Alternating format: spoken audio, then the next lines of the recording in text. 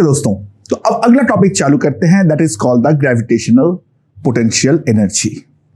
अच्छा, जब हम लोग ग्रेविटेशनल पोटेंशियल एनर्जी के बारे में बात करते हैं तो वहां पर बेसिकली दो टाइप की एनर्जी होती है। एक होती है इंटरैक्शन एनर्जी, जहां पर दोनों मास के हम लोग इंटरैक्शन के बारे में बात करते हैं, और एक दूसरा एनर्जी के रिगार्डिंग हम बाद में बात करेंगे, अभी राइट नाउ तो नहीं करेंगे उसके बारे में, that is called the self energy. Okay, यानी अगर मान लो हमारे पास कोई सॉलिड स्फीयर हो या फिर हॉलो स्फीयर हो, तो उसके अंदर जो मास इकट्ठे होते हैं उसके कारण उसका खुद का एक इंटरैक्शन एनर्जी जो है वो हमारी क्रिएट होती है, उसको हम लोग बोलते हैं उसका सेल्फ एनर्जी। खैर, सेल्फ एनर्जी के बारे में बात करते हैं।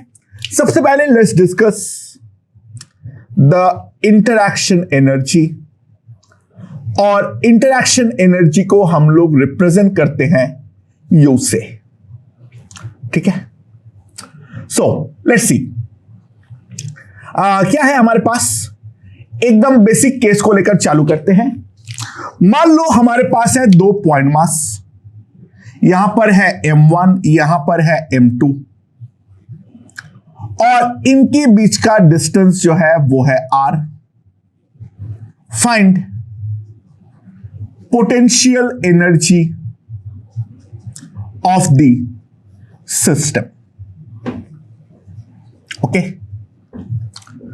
अच्छा एक बात तो ध्यान रखो, हम लोग कोई भी सिस्टम का एब्सोल्यूट पोटेंशियल एनर्जी कभी भी नहीं निकाल सकते हैं। हम जो निकाल सकते हैं वो है उसका पोटेंशियल एनर्जी का चेंज।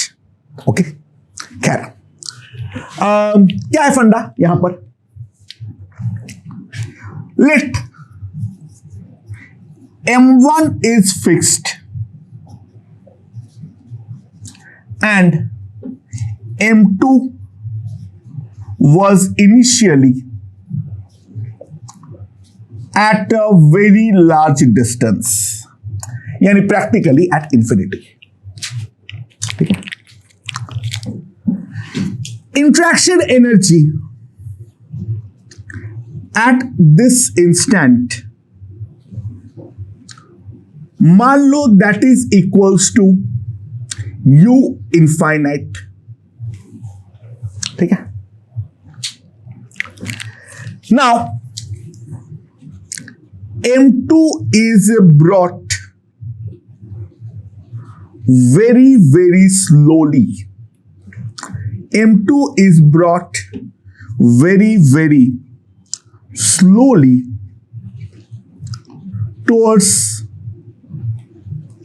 m1 की तरफ बहुत धीरे धीरे धीरे धीरे धीरे धीरे इसको मैं ला रहा हूं। ठीक है, सो मान लो कोई एक पर्टिकुलर इंस्टेंट पे हमारा m2 जो है वो हमारा m1 से x दूरी पे है, तो ऑब्वियस सी बात है जो हमारा ग्रेविटेशनल फोर्स लग रहा है Fg, m2 के ऊपर m1 लगा रहा है टुवर्ड्स लेफ्ट। सो ये वाला पार्टिकल को अगर हमें बहुत धीरे धीरे लाना है तो हमें उतना ही फोर्स एक्सटर्नली लगाना पड़ेगा, उससे थोड़ा सा छोटा, जो कि थोड़ा सा अंदर आ जाए।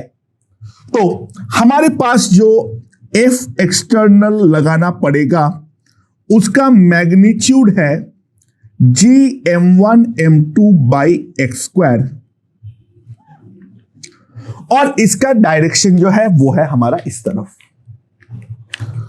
तो मान लो इसके कारण पार्टिकल जो है अब हमारा थोड़ा सा और अंदर की तरफ आता है, और ये जो डिस्प्लेसमेंट हुआ है that is by an amount of minus dx। x जो है that is measured from m1, पास की तरफ ला रहा हूं, तो dx जो है वो डेफिनेटली हमारा एक नेगेटिव क्वांटिटी है।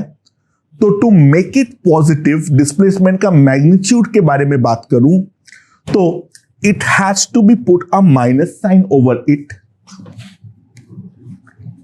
यानी डिस्प्लेसमेंट जो होगा that is equals to minus dx, और एक्सटर्नल फोर्स और डिस्प्लेसमेंट के बीच का जो एंगल है, angle between them is equals to 180 degree. So ये पर्टिकुलर इंस्टेंट पे जो मैं वर्क परफॉर्म कर रहा हूं dw, that is equals to f ds cos theta, that is cos 180 degree, that is equals to g m1 m2 by x square into dx, क्योंकि cos 180 जो है वो है हमारा -1। सो जो हमारा नेट वर्क हुआ है delta W, that will B g m1 m2 integration of dx by x square, जहां पर x का जो इनिशियल वैल्यू है वो है इंफिनिटी, और जो हमारा फाइनल वैल्यू है वो है हमारा r। अच्छा, इसका कितना आएगा इंटीग्रेशन, -1 by x, तो that will be equals to g m1 m2 -1 by x, 1 by infinity तो 0 हो जाएगा, यहां पर बचेगा -1 by r। तो जो हमारा टोटल वर्क डन होगा by the external force, that will be simply minus g m1 m2 upon r। So this is the work done by the external force. मैं इसको बहुत धीरे धीरे ला रहा हूं, तो जो हमारा चेंज इन काइनेटिक एनर्जी होगा वो हमारा 0 है। तो सिंपल सी बात है, according to work energy theorem हम क्या बोल सकते हैं, delta W external is equals to the change in potential energy delta PE। जो हमारा सिस्टम्स के ऊपर बाहर से काम किया जाएगा वो सिस्टम का टोटल एनर्जी में बदलाव लाएगा, बट काइनेटिक एनर्जी में कोई बदलाव तो आया नहीं है। तो जो भी वर्क हुआ है वो पूरा का पूरा हमारा पोटेंशियल का बदलाव में ही इस्तेमाल डेफिनेटली हुआ है। So delta PE is equals to minus g m1 m2 by r। तो potential energy at r minus potential energy at infinity equals to minus g m1 m2 by r। Now इसका value कुछ भी हो सकता है, मान लो इसका value c है, तो इन जनरल UR जो मैं लिख सकता हूं that is g m1 m2 upon r plus c। So that is the potential energy of the system when the 2 point masses are at a distance of r apart। Absolute value again निकालना possible नहीं है, we have to set a reference frame. Generally we take UR is equals to 0 when R equals to infinity। यानी basically हम लोग problem के दौरान हमेशा C को 0 मान लेते हैं, और प्रॉब्लम के दौरान C को 0 मान लेने पर हमारे पास जो UR आएगा that will be minus g m1 m2 upon r। ये हमारा वर्किंग फॉर्मूला है, लेकिन भूलना मत यहां पर प्लस सी एक्चुअल में था। लोग अगर कोई अलग रेफरेंस क्रिएट करे तो तब हमें सी जो है वो डेफिनेटली हमें लेना पड़ेगा। Okay, so this is the gravitational interaction potential energy. This is the gravitational interaction potential energy for the point mass. U is a scalar quantity. Obvious सी बात है, हमारा पोटेंशियल एनर्जी जो होता है वो हम जानते हैं, वो डेफिनेटली एक स्केलर क्वांटिटी है। ठीक है, अच्छा, सी के बारे में वापस बोल रहा हूं, मत भूलना। मैं क्वेश्चन के थ्रू दिखाता हूं, ध्यान देना। आर जब 1 मीटर था तब यू था -10 जूल, और आर जब 2 मीटर था तो यू था -6 joule. Find U when R is equals to 4 metre. अच्छा दोस्तों, अगर ये वाला फॉर्मूला सही है तो U इंटू आर कॉन्स्टेंट होना चाहिए। यहां पर 2 पॉइंट मासेस ही है, बट साफ साफ यहां पर U इंटू आर हमारा कांस्टेंट नहीं आ रहा है, तो डेफिनेटली वहां पे हमारा C जो है वो वहां पर लिया हुआ है। ठीक है, सो -10 में क्या लिख सकता हूं? -GM1M2/1 प्लस C, और -6 में क्या लिख सकता हूं? -GM1M2/2 plus C। तो यहां से अगर मैं ये वाले को मल्टीप्लाइड बाय 2 कर दूं तो हमारे पास आएगा -12 -GM1M2 प्लस 2C। और अब इसमें से इसको सब्सट्रैक्ट कर दो तो मेरे पास आ जाएगा C इज इक्वल्स टू -2, और C को -2 यहां पर पुट कर दो। GM1M2 जो है इसका वैल्यू मेरे पास आ जाएगा 8। ठीक है, सो U4 हमारे पास क्या आ जाएगा? -GM1M2/4 प्लस C -8/4 -2, तो ये हमारे पास आ जाएगा -4 जूल। तो इस प्रकार का क्वेश्चन आ सकता है। We have to be very cautious regarding it. ठीक है, अच्छा, potential energy for a system of particles.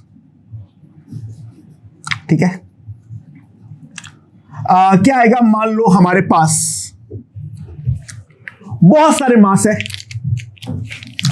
मास है, M1, M2, M3, M4, M5 ... This is like M1, M2। In general अगर मान लो एक मास है Mi और दूसरा मास है Mj, और उन दोनों के बीच का जो सेपरेशन है that is right written as Rij। ठीक है, तो ये वाला पेयर का जो हमारा एनर्जी होगी वो कितना होगा? GMI/MJ,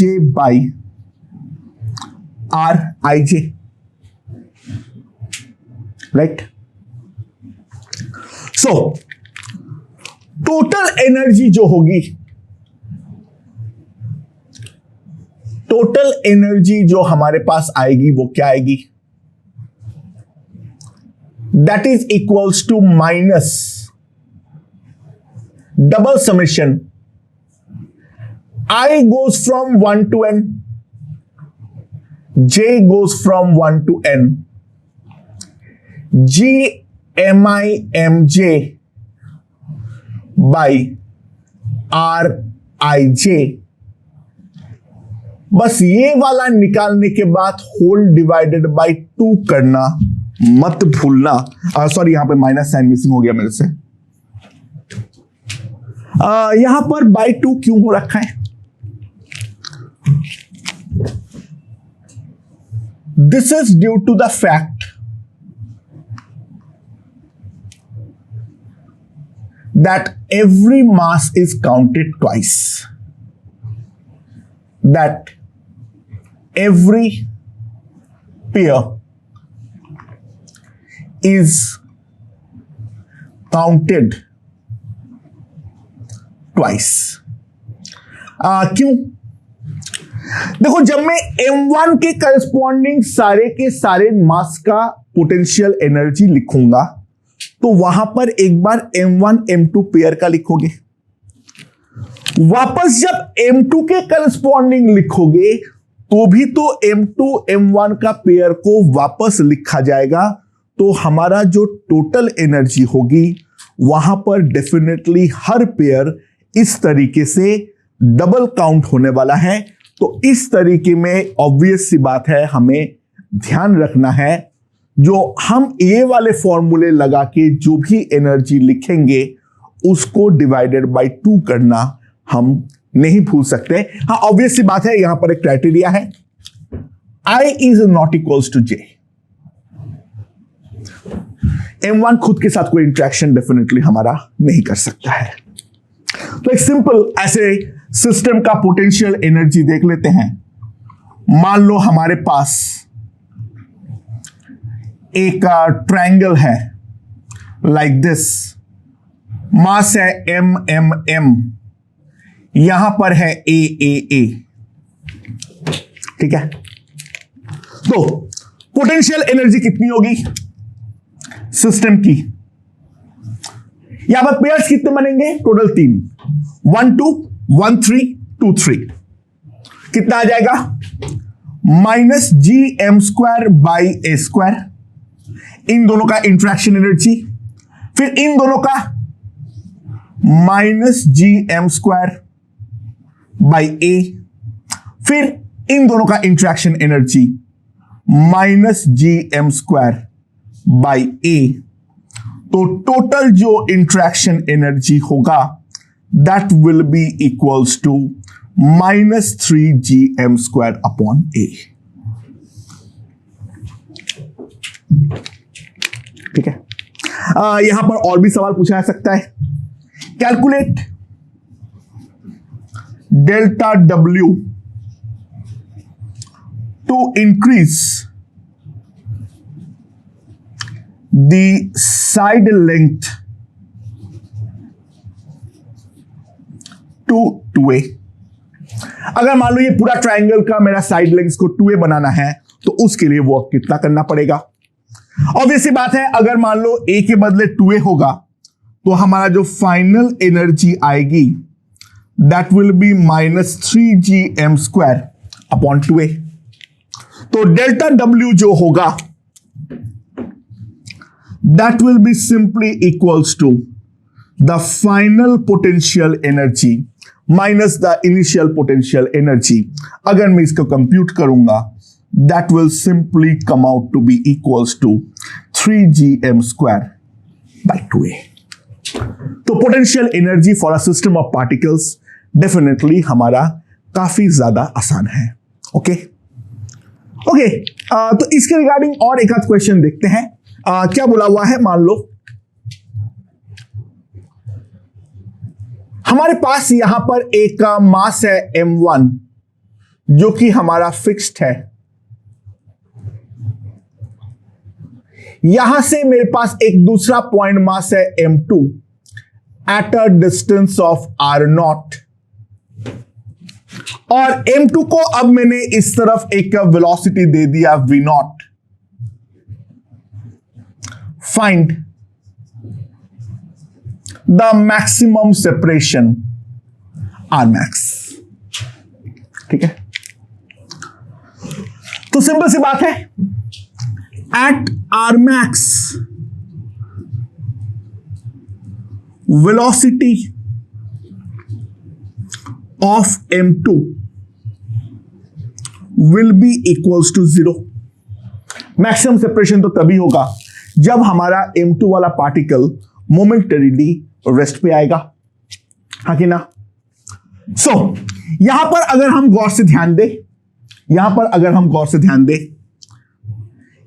M1 प्लस M2 को अगर हम सिस्टम मान ले तो ऑब्वियस सी बात है इस वाले सिस्टम पे कोई भी एक्सटर्नल वर्क जो है वो हमारा नहीं हुआ है।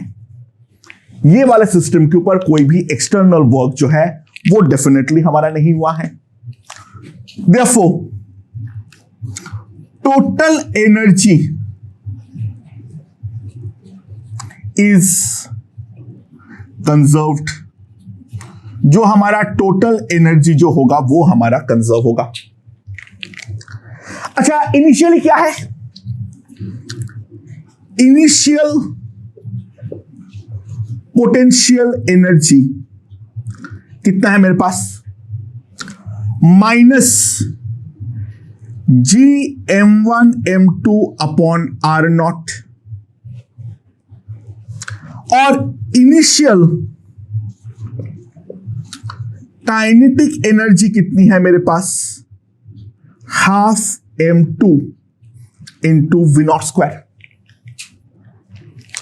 और अगर मैं देखूं फाइनल पोटेंशियल एनर्जी जो होगी that will be minus GM1M2 by Rmax, और जो हमारा फाइनल काइनेटिक एनर्जी आएगी that will be equals to 0। तो सिंपली मैं एक चीज लिख सकता हूं एनर्जी कंजर्वेशन से, minus GM1M2 by R0 plus half M2 V0 square minus GM1M2 by Rmax, ये हमारे पास आ जाएगा। एंड नाउ M2 वाला कट करके खुश हो जाओ, ठीक है? तो हमारे पास क्या आ जाएगा? GM1 by Rmax will be equals to GM1 by R0 minus V0 square by 2. So that will be 2R0, 2GM1 minus R0 V0 square, ये आएगा। सो यहां से अगर मैं कंप्यूट करूं Rmax हमारे पास क्या आ जाएगा? That will be equals to 2GM1 into R0 divided by 2GM1 minus R0 into V0 square. That will give me the maximum separation between the particles. ठीक है, it's a simple conservation of energy. ठीक है, यहां पर ज्यादा दिमाग लगाने की कोई जरूरत नहीं है। ओके, नाउ अगला क्वेश्चन देखो, ऐसा ही क्वेश्चन है। यहां पर मास है m1 और यहां पर इसी लाइन पे दूसरा मास रखा हुआ है m2। इन दोनों के बीच का जो सेपरेशन है initially that is R0। Now m2 को अब मैंने यहां पर इस डायरेक्शन में वेलोसिटी दिया V0। तो सवाल है find the maximum separation Rmax। अच्छा, यहां पर क्या इशू है? क्योंकि मैंने m1 को यहां पर फिक्स नहीं किया हूं, तो ऑब्वियस सी बात है जैसे ही मेरा ये वाला सिस्टम को छोड़ूंगा तो m1 के ऊपर जो है ग्रेविटेशनल फोर्स टुवर्ड्स राइट लगने वाला है, जिसके कारण m1 का एक्सीलरेशन होगा और m2 का रिटार्डेशन होगा due to that gravitational force. So अगर हम किसी भी इंस्टेंट के बारे में बात करें, एट एनी इंस्टेंट क्या होगा, ध्यान देना, हमारा जो m1 है वो इस तरफ जाता है with a velocity of v1 और जो मेरा m2 है वो किसी भी इंस्टेंट पे जाता है इस तरफ वेलोसिटी v2 से, और तब उन दोनों के बीच का सेपरेशन जो है वो मान लो है x। अच्छा, इनिशियली v2 v1 से ज्यादा रहेगा तो दोनों के बीच का सेपरेशन बढ़ता रहेगा, बट ये फर्दर एक्सेलरेट होगा, ये फर्दर रिटार्ड होगा, तो इसका वेलोसिटी कम होता रहेगा, इसका वेलोसिटी बढ़ता रहेगा। तो दोस्तों ध्यान देना, at R max v1 must be equals to v2। जब कोई इंस्टेंट पे दोनों का वेलोसिटी इक्वल हो जाएगा, वहां पर डेफिनेटली हमारा मैक्सिमम सेपरेशन जो है वो हमारा आने वाला है, राइट। तो ऑब्वियस सी बात है, अगेन m1 प्लस m2 इन दोनों को मिला के एक सिस्टम ले लो, ठीक है। अब यहां पर अगर मैं इन दोनों को सिस्टम लेता हूं तो ढंग से देखना एक चीज, पहली बात, नो एक्सटर्नल फोर्स, तो इस कारण पे ये वाला सिस्टम का जो हमारा लीनियर मोमेंटम होगा वो लीनियर मोमेंटम डेफिनेटली हमारा कंजर्व होने वाला है। और दूसरा है नो एक्सटर्नल वर्क, कोई बाहर से काम नहीं किया हुआ है, total energy of the system is conserved, हाँ कि ना, राइट। तो हमारे पास यहां पर दो इक्वेशन आ चुका है, एक है लीनियर मोमेंटम का कंजर्वेशन और दूसरा कंजर्वेशन ऑफ एनर्जी। तो अगर मैं ये वाला सिस्टम का मोमेंटम को कंजर्व करूं तो m2 into v0 will be equals to m1 plus m2 into v। v is a common velocity जो r मैक्स पे होगा, तो v जो आएगा मेरे पास that will be equals to m2 v0 divided by m1 plus m2। Okay, अच्छा, इसके अलावा इनिशियल पोटेंशियल एनर्जी हमारे पास क्या आएगा, minus G m1 m2 by r0, और इनिशियल काइनेटिक एनर्जी जो आएगी that will be equals to half m2 into v0 square. और दूसरा अगर हम ध्यान दें, जो हमारा फाइनल पोटेंशियल एनर्जी है वो है minus G m1 m2 by r max, और जो हमारा फाइनल काइनेटिक एनर्जी है that will be equals to half m1 plus m2 into v square. तो टोटल एनर्जी तो डेफिनेटली हमारा कंजर्व होगा, तो minus G m1 m2 by r0 plus half m2 v0 square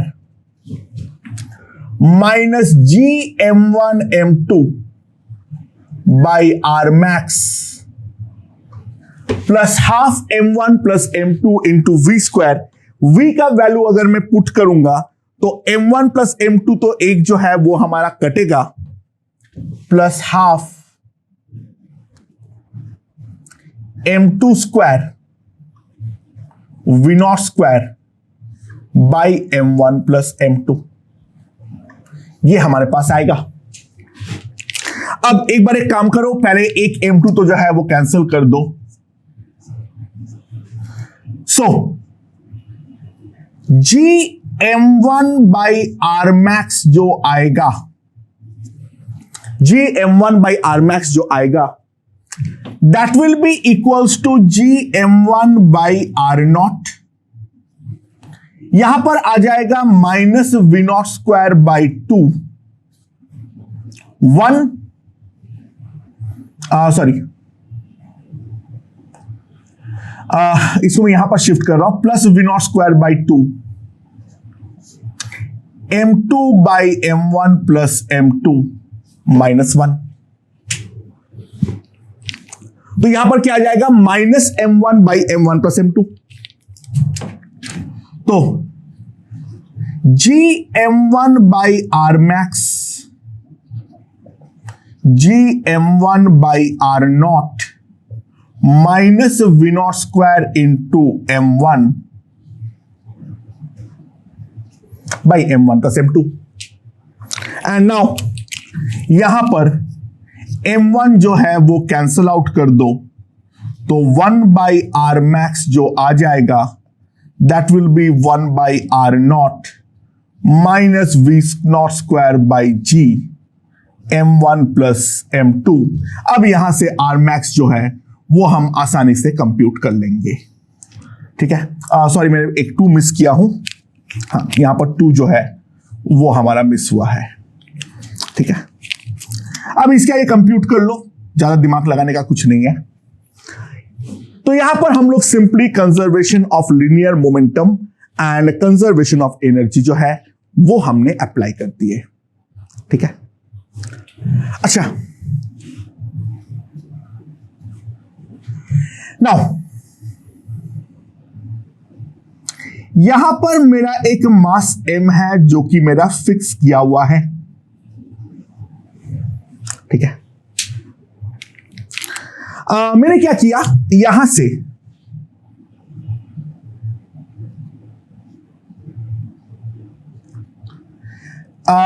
ये वाले लाइन के parallel b दूरी से मैंने एक पार्टिकल को यहां पर ऐसे प्रोजेक्ट किया।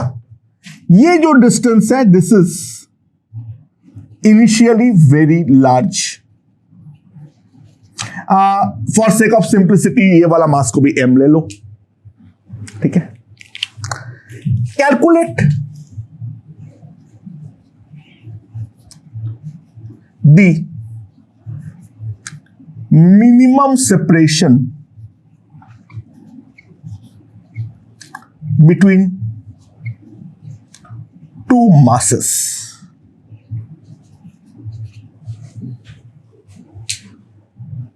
ठीक है, अच्छा ये वाला मास का अगर मैं मोशन को एनालाइज करूं तो ये वाला m जो है उसके अबाउट ये जो दूसरा वाला पार्टिकल है वो कुछ इस प्रकार का ट्रैजेक्टरी जो है वो हमें फॉलो करते हुए दिखेगा, और यहां पर जो है यहां पर हमारा दोनों के बीच का मिनिमम सेपरेशन होगा।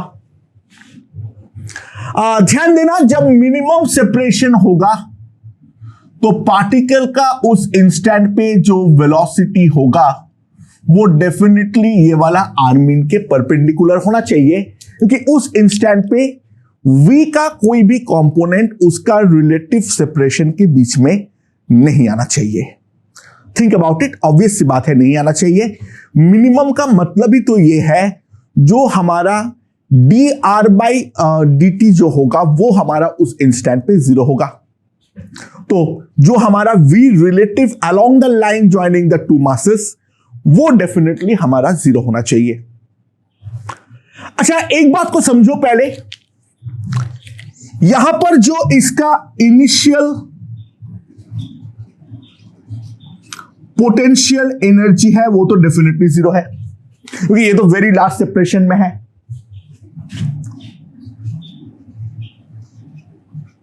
और जो हमारा इनिशियल काइनेटिक एनर्जी है वो है half M V naught square.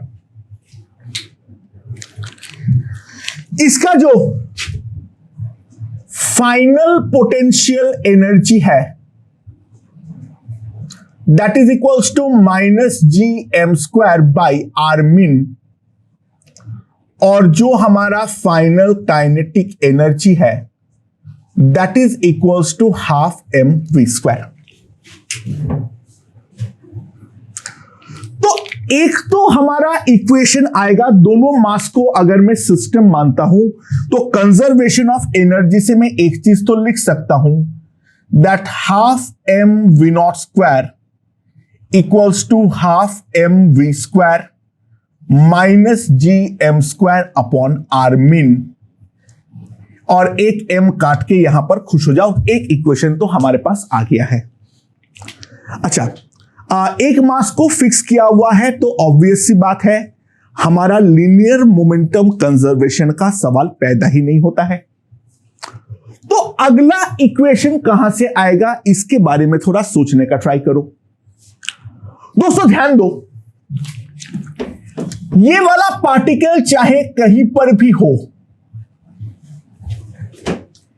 इसके ऊपर जो हमारा फोर्स है वो तो हमेशा ऐसा ही लगने वाला है, और ये वाला मास के थ्रू पास करेगा, तो क्यों ना मैं ये वाला मास को एक एक्सिस ले लूं,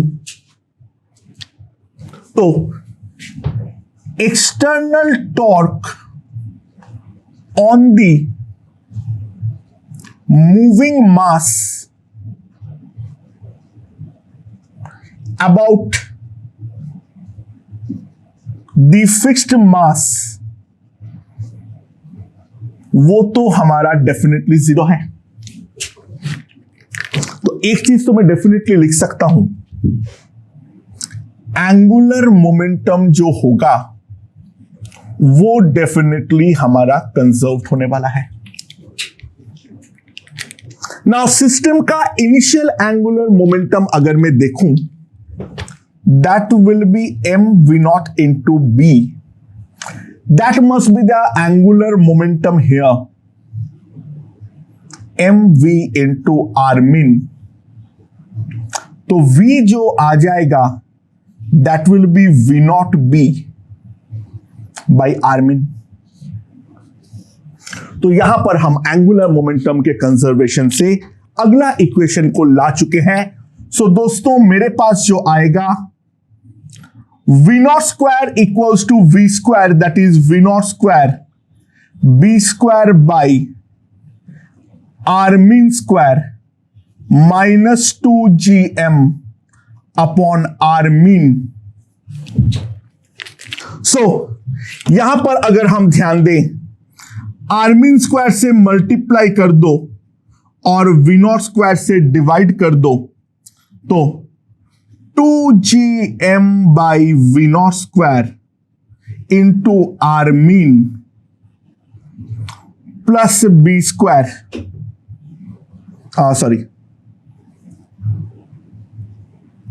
minus b square, that will be equals to 0, and solve this quadratic to get r min। सो हम लोग यहां पर जितने भी कंजर्वेशन के लॉज लग सकते हैं वो यहां पर मैंने तीनों के तीनों बेसिक केसेस जो है वो मैंने सॉल्व करके दे दिया। ये तीनों क्वेश्चन बहुत ही ज्यादा फंडामेंटल है और बहुत ही ज्यादा इंपॉर्टेंट है, तो सबसे पहले इसको तो एक बार ढंग से देख लो। ज्यादातर जो क्वेश्चन है ग्रेविटेशन में रिगार्डिंग एनर्जीज और वेलोसिटीज, वो या तो एनर्जी कंजर्वेशन से होगा या तो लीनियर मोमेंटम कंजर्वेशन से होगा, या तो फिर एंगुलर मोमेंटम के कंजर्वेशन से होगा। हाँ, मोर देन वन लग सकता है, लेकिन जो भी है वो सारे के सारे मैंने यहां पर डिस्कस कर चुका हूं।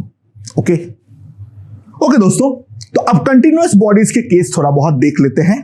ठीक है, मान लो हमारे पास क्या है, हमारे पास एक रॉड है जिसका मास है m1 और लेंथ है l, और यहां पर एक पॉइंट मास है m2। ये वाला सेपरेशन जो है वो है r। तो फाइंड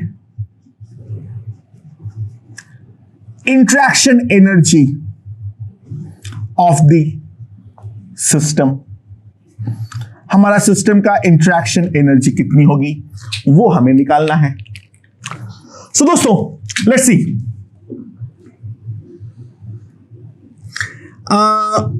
ऑब्वियसली बात है, पॉइंट मास के अलावा हम और कुछ जानते तो नहीं है। तो at a distance of x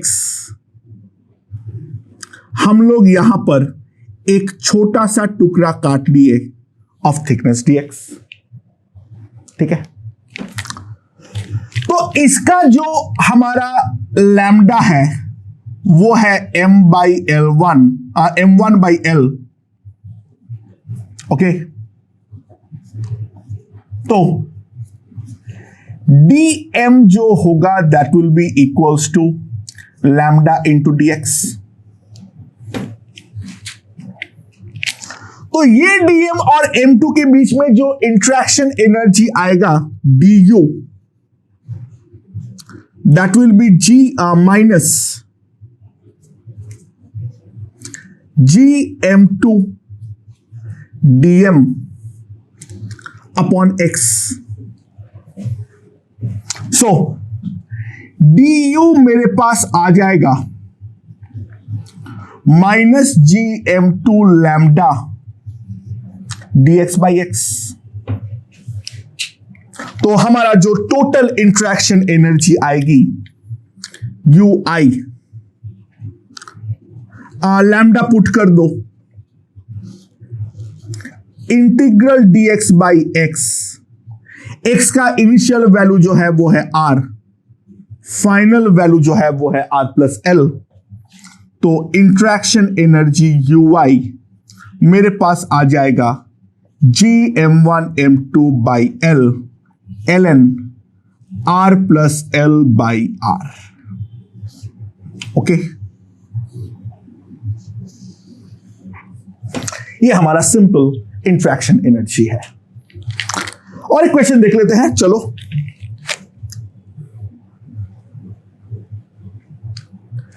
मान लो यहां पर हमारे पास एक रिंग है। ठीक है, और ये वाला रिंग का मास है m, और इसका जो रेडियस है that radius is equals to a। ये रिंग जो है यहां पर हमारा फिक्स्ड है, और यहां से एक r दूरी पे एक मैंने पॉइंट मास को छोड़ दिया। Initially it was at rest. ठीक है, जी वगैरह का कोई फंडा नहीं है, यहां पर स्पेस में है। तो find the velocity of m0 when it reaches center of the ring। जब ये m0 हमारा रिंग के सेंटर पर पहुंचेगा उस टाइम पर m0 का वेलोसिटी कितनी होगी वो चीज हमें निकालनी है। यहां पर कोई ये एकदम स्ट्रेट मूव करेगा, दैट्स फॉर श्योर। अच्छा, मान लो m0 कोई भी अगर एक जनरल पोजीशन पर आता है, m0 जो है वो मेरा कोई भी एक जनरल पोजीशन पर आता है। मान लो ये डिस्टेंस है x। ठीक है, दिस इज a। मैं उस टाइम का पोटेंशियल एनर्जी निकालना चाह रहा हूं, तो यहां पर कोई भी एक का मास काट लो dm, ये वाला डिस्टेंस जो होगा that will be under root A square plus x square. तो डी यू जो है वो कितना होगा, minus G M naught D M by under root A square plus x square. ध्यान देना ये सब कुछ कांस्टेंट है, एक्स जो है वो एक पर्टिकुलर इंस्टेंट के लिए तो फिक्स है। तो हमारा जो एनर्जी होगा U minus G M naught by under root A square plus x square into integral DM, but integral DM is nothing but the total mass of this ring. तो U at a general distance जो होगा that will be G M M naught by under root A square plus x square. तो जो हमारा system का initial potential energy है वो है G M M naught by under root A square plus a square, और system का जो फाइनल एनर्जी है एक्स को यहां पर जीरो पुट कर दो, minus G M naught by A. अब अगर मैं रिंग प्लस एम नॉट इसको अगर मैं एक सिस्टम मान लूं, इसको अगर मैं एक सिस्टम मान लूं, तो इन दैट केस कोई एक्सटर्नल वर्क जो है वो हमारा नहीं है। तो सिंपल सी बात है, एनर्जी इज कंजर्व्ड, हाँ कि ना। तो मान लो जब ये इसके सेंटर पर पहुंचेगा तब वो वाले मास का वेलोसिटी है v नॉट। तो सिंपल सी बात है, मैं लिख सकता हूं जो हमारा इनिशियल काइनेटिक पोटेंशियल एनर्जी है G M naught by under root A square plus x square plus the initial kinetic energy that is 0, that will be the final potential energy minus g m naught by a plus half m naught into v naught square। तो simple सी बात है, m naught काट के खुश हो जाओ। So v naught square will be equals to 2gm into 1 by a minus under root A square plus x square. Okay,